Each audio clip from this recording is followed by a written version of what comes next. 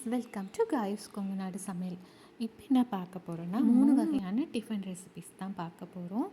சுரைக்காய் யூஸ் பண்ணி ஒன்று சுரைக்காய் பணியாரம், சுரைக்காய் ஆனியன் பொடி தோசை, இன்னொன்று சுரைக்காய் சீஸ் தோசை. இதுதான் பார்க்க போகிறோம். மாவு இல்லாத சமயத்தில் இந்த மாதிரி பண்ணி சாப்பிட்டு பாருங்கள். ரொம்ப ரொம்ப டேஸ்டியாக இருந்தது. என்னோடய ஃபேவரெட் வந்து இந்த சுரைக்காய் பணியாரமாக இருந்தது. ஒரு தடவை செஞ்சு சாப்பிட்டோம்னா ரிப்பீட்டடாக செய்வோம். இந்த பணியாரத்தை சாதா பணியாரத்தை விட இது அவ்வளோ நல்லா இருந்தது. சரி, வாங்க எப்படி செய்யுதுன்னு பார்க்கலாம். நல்லா சுரைக்காவை கட் பண்ணிக்கோங்க. பீல் பண்ணிவிட்டு கட் பண்ணிக்கோங்க. உள்ளே இருக்க விதையெல்லாம் எடுத்து கட் பண்ணிவிட்டு இப்போ மிக்ஸி ஜாரில் போட்டுக்கோங்க. அதில் ஒரு கப் அளவு ரவை ஆட் பண்ணிக்கோங்க. நான் அப்படியே ஆட் பண்ணுறேன். நீங்கள் கணக்கு வேணும்னா ஒரு கப் அளவு நான் சொல்கிறேன். ஒரு கப் அளவு ரவை, ஒரு கப் அளவு ரைஸ் ஃப்ளோர், அந்த ரேஷியோவில் எடுத்துக்கோங்க. இல்லை நீங்கள் இந்த கண்ணளவுலேயே போடுவீங்கன்னா நீங்கள் அப்படியே போடலாம். ஒரு ஸ்பூன் மட்டும் மைதா, கோதுமை வேணாலும் கோதுமை மாவு சேர்க்கலாம். இப்போது இது சால்ட்டு. இப்போ இது எல்லாத்தையும் நல்லா அரைச்சிக்கலாம். நீங்கள் சுரைக்காய் சம்டைம்ஸ் மிக்சியில் சரியாக அரைப்படாது அப்படின்னு நினச்சிங்கன்னா ஃபஸ்ட்டு சுரைக்காய் ஒரு சுற்று விட்டுட்டு அதுக்கப்புறம் இது மற்றதெல்லாம் ஆட் பண்ணி அரைச்சிக்கோங்க. ஏன்னா சில மிக்சியில் வந்து நல்லா அரைப்படாது. என்னதில் இன்னி கொஞ்சம் அரைச்சிருக்கலாமோன்னு நான் அதுக்கப்புறம் நினச்சேன். அதனால தான் சுரைக்காவை ஃபஸ்ட்டு ஒரு பல்ஸில் நல்லா அரைச்சிட்டு அதுக்கப்புறம் ரவை, அரிசி மாவு, மைதா மாவு ஆட் பண்ணிக்கோங்க. சால்ட் ஆட் பண்ணிக்கோங்க. ஒரு ஸ்பூன் தயிர் ஆட் பண்ணிக்கோங்க. தயிரோடு சேர்த்து அரைச்சிக்கோங்க. அப்புறம் 2 வரமிளகாவும் சேர்த்து அரைச்சிக்கோங்க. பச்சை மிளகாய் இருந்தால் பச்சை மிளகாய் போட்டுக்கோங்க. இல்லாதனால நான் வந்து இது ஆட் பண்ணியிருக்கேன். வரமிளகாவே பெஸ்ட்டு. வரமிளகாவே 2 ஆட் பண்ணிக்கலாம். இப்போது மாவு பாருங்கள். சால்ட் ஏற்கனவே ஆட் பண்ணிட்டோம், அதனால் சால்ட்டு வேண்டியதில்லை. ஜீரகம் ஆட் பண்ணிக்கலாம். அதுக்கப்புறம் வந்து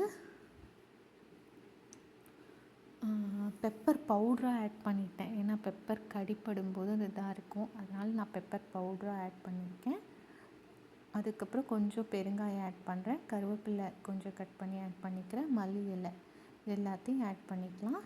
நல்லா ஆட் பண்ணிவிட்டு நல்லா மிக்ஸ் பண்ணிக்கோங்க. கொஞ்சம் மாவு தண்ணியாட்டவே இருக்கட்டும், ரொம்ப தண்ணியாட்ட வேண்டியதில்லை. உங்களுக்கு ரவா தோசை வேணும்னா இன்னும் தண்ணி ஊற்றி ரவா தோசையாக ஊற்றிக்கோங்க. இல்லை இந்த மாதிரி சாதாரணமாக ஊற்றணுன்னா சாதாரணமாக இப்படி ஊற்றிக்கோங்க. நான் சீஸ் தோசை பாப்பா கேட்டான்னு அதை தோசை ஊற்றி அது மேலே கொஞ்சம் சீஸ் ஆட் பண்ணி ஆரிகேனோ போட்டு வேக வச்சு எடுத்தாச்சு. இப்போது வந்து ஆனியன் பொடி தோசை, அதாவது சுரைக்காய் ஆனியன் பொடி தோசைக்கு ஃபஸ்ட்டு மாவை ஊற்றிட்டு அதுக்கப்புறம் ஆனியன் அது மேலே ஆட் பண்ணிவிட்டு அது மேலே பொடி கொஞ்சமாக தூவிட்டு ஆயில் சுற்றி ஊற்றுங்க. இது எப்படின்னா மீடியமில் வச்சு செய்யுங்க. இதை விட பணியாரம் தான் ரொம்ப ரொம்ப ஃபஸ்ட் கிளாஸாக இருந்தது. என்னோடய சஜஷன் பணியாரம் தான். ஏன்னா ஆயில் மட்டும் கொஞ்சம் எக்ஸ்ட்ரா ஊற்றுவோம் நல்லா வரதுக்காக. இப்போ மேலே பொடி தூவியாச்சு. அதுக்கப்புறம் ஆயில் ஊற்றிட்டு நல்லா வேக வைங்க. பொறுமையாக திருப்பி போட்டுக்கோங்க. இப்போ பணியாரம் பாருங்கள், ரொம்ப கிறிஸ்பியாக வந்தது. சாப்பிடணும் போல் இருந்தது. நீங்களும் இந்த மாதிரி பணியாரம் ட்ரை பண்ணி பாருங்கள். ரொம்பவுமே பணியாரம் நல்லாயிருக்கும்.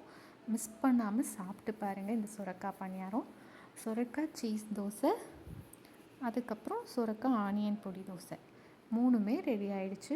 மாவு இல்லையா, கவலையே பட வேண்டாம். சுரைக்காய் வச்சு இப்படி ஒரு ரெசிபி செய்யலாம். ரொம்ப டேஸ்டியாக இருக்கும். சுரைக்காய் வேண்டான்னு சொன்னவங்கலாம் பணியாரம் செஞ்சு தாங்கன்னு கேட்பாங்க. இப்போ ஆனியன் அதில் ஆட் பண்ண பணியாரத்து மேலே ஆனியன் கொஞ்சம் கறியிருந்தது. இப்போ பாருங்கள், நம்ம பணியாரம் ரெடி. நம்ம சுரைக்காய் ஆனியன் அருமையான டின்னர் ரெசிபி. கண்டிப்பாக ட்ரை பண்ணி பாருங்கள் எப்படி இருந்ததுன்னு. இனி நான் உங்களை சந்திக்கிறேன். டாட்டா பாய் ஃப்ரம் காயுஸ் கொங்குநாடு சமையல். இந்த வீடியோ பிடிச்சிருந்தா லைக் பண்ணுங்கள், ஷேர் பண்ணுங்கள், சப்ஸ்கிரைப் பண்ணுங்கள். தேங்க்யூ. தேங்க்ஸ் ஃபார் வாட்சிங்.